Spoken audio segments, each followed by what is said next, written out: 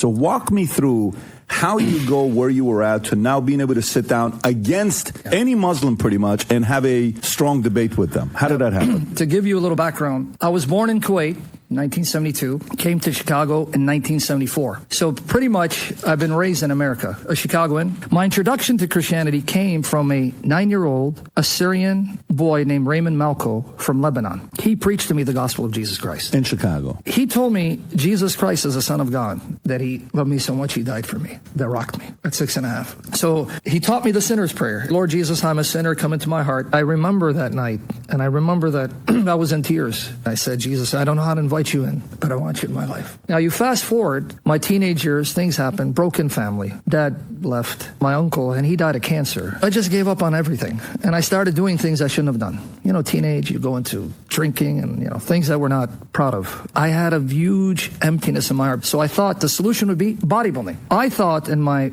very sick mind, maybe I can get into kickboxing and bodybuilding and become the first Assyrian movie star. Well, I realized the more I worked out, the more miserable I became. At one time, I got to about 220 pounds of solid muscle, no fat on me, and I was miserable. I was depressed, and I realized, you know what, maybe I should try God. As I'm thinking about God, he kept saying, praise be to Almighty Allah. I have no idea what Islam is or who Muslims are. He mentioned the Quran, so I asked, could you give me a copy? Well, I read the Quran and I was flabbergasted, because here's a book that mentions the major prophets of the Bible and Jesus, but it gives a different spin on it. I was shocked to find Jesus in the Quran. Islam is closer to Christianity than Judaism because Islam recognizes Jesus. It says he's the Messiah, born of the Virgin. Because of that young boy teaching me the Christian faith, planting seeds in my heart, my reaction was to go back to the New Testament. I remember reading it, and I fell in love with Jesus all over again. In fact, I missed him, I missed him. There's no one like Jesus. I fell in love with him, but then I had a problem. What do I do with Muhammad? What he says about Jesus contradicts what the New Testament says. How do I reconcile that? That's why Islam is not Christianity. Christianity is not Islam. We're not the same. We have differences. Jesus in John 14:6 explicitly says, I am the way and the truth and the life. No man comes to the Father except through me.